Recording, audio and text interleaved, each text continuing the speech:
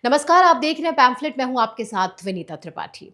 आखिरकार खूब तमाशा, इनकार और चुनाव आयोग के साथ भाजपा पर आरोप लगाने के बाद पश्चिम बंगाल की ममता बनर्जी सरकार ने उन 4 अफसरों पर कार्रवाई करते हुए गुरुवार 21 अगस्त को सस्पेंड कर दिया, जिन पर वोटर लिस्ट में गलत एंट्री करने और सिस्टम में गड़बड़ी के आरोप हैं। ये अधिकारी बारुईपुर पूर्व और मोयना विधानसभा क्षेत्रों में तैनात थे। हालांकि राज्य सरकार ने अभी तक इन अधिकारियों के खिलाफ एफआईआर दर्ज नहीं की है, जबकि चुनाव आयोग ने अपने आदेश में राज्य सरकार को ये साफ निर्देश दिया था कि वो इन अधिकारियों को सस्पेंड करने के साथ ही एफआईआर भी दर्ज करे। आपको याद होगा कि चुनाव आयोग को शिकायत मिली थी कि पश्चिम बंगाल की कुछ विधानसभा सीटों पर वोटर लिस्ट में फर्जी नाम जोड़े गए हैं, जबकि कई असली वोटरों के नाम बिना सूचना के हटा दिए गए। मामला सामने आने के बाद चुनाव आयोग ने पश्चिम बंगाल के चीफ सेक्रेटरी को खत लिखकर इन अफसरों के खिलाफ तुरंत अनुशासनात्मक कार्रवाई शुरू करने को कहा था। इन अधिकारियों पर आरोप है कि इन्होंने चुनाव आयोग द्वारा दिया गया यूजर आईडी और पासवर्ड आईपैक नाम की कंपनी को दिए।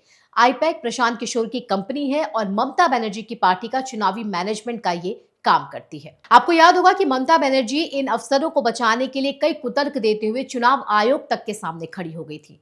उन्होंने कहा था कि अभी चुनाव की घोषणा नहीं हुई है, राज्य में आचार संहिता नहीं लगा हुआ है, ऐसे में चुनाव आयोग के पास अधिकार नहीं है कि वो अफसरों को सस्पेंड करने का आदेश दे। सवाल यह है कि चुनाव आयोग के आदेश को ये कहते हुए न मानना कहां तक जायज है कि अभी तक चुनाव की तारीख की घोषणा नहीं हुई है, इसलिए चुनाव आयोग ऐसे आदेश नहीं दे सकता। ममता बनर्जी को यह समझने की आवश्यकता है कि राज्य सरकार के अफसरों ने जो भी धांधली की है वो वोटर लिस्ट से जुड़ी हुई है। पहले वोटर लिस्ट पर काम होता है और फिर चुनाव के तारीखों की घोषणा होती है। और इस तरह की बचकानी बातें करके वे अपने उन अफसरों का बचाव कैसे कर सकती हैं जिन्होंने चुनाव आयोग का यूजर आईडी और पासवर्ड एक प्राइवेट कंपनी को दे दिए, जो तृणमूल कांग्रेस का इलेक्शन मैनेजमेंट करती है।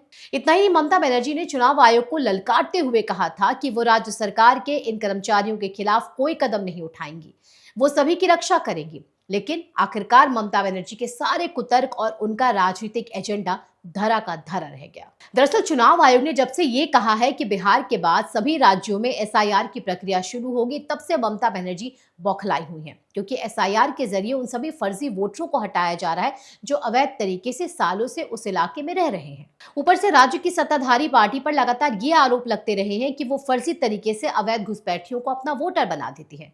दरअसल अगले वर्ष बंगाल में चुनाव है, वैसे में ममता बनर्जी की बौखलाहट को समझा जा सकता है। अफसरों को लगातार डिफेंड करने की राज्य सरकार की कोशिश ये दिखाती है कि सत्ताधारी टीएमसी राज्य में वोटर लिस्ट में सुधार क्यों नहीं चाहती और क्यों ममता बनर्जी चुनाव आयोग का यहां तक विरोध कर रही है कि उन्होंने घोषणा की है कि वे राज्य में स्पेशल इंटेंसिव रिवीजन होने नहीं देंगी। वे चुनाव आयोग का घेराव करेंगी। उन्होंने राज्य सरकार के कर्मचारियों को यहां तक धमकी दे रखी है कि वे राज्य सरकार को बिना बताए कुछ न करें, चुनाव आयोग के निर्देशों का पालन न करें और ध्यान रखें कि वे चुनाव आयोग के नहीं बल्कि राज्य सरकार के नौकर हैं और चुनाव के बाद उन्हें इसी राज्य सरकार के तहत काम करना है। वैसे ममता बनर्जी को यह भी समझ लेना चाहिए कि वे कानून से ऊपर नहीं है और नहीं पश्चिम बंगाल संघीय कानूनों के दायरे से बाहर है, इसलिए संवैधानिक संस्थाओं के आदेश को न मानने का तो सवाल ही पैदा नहीं होता। फिलहाल इस वीडियो में बस इतना ही, लेकिन आपको हमारे कंटेंट कैसे लगते हैं कमेंट करके जरूर बताएं। धन्यवाद।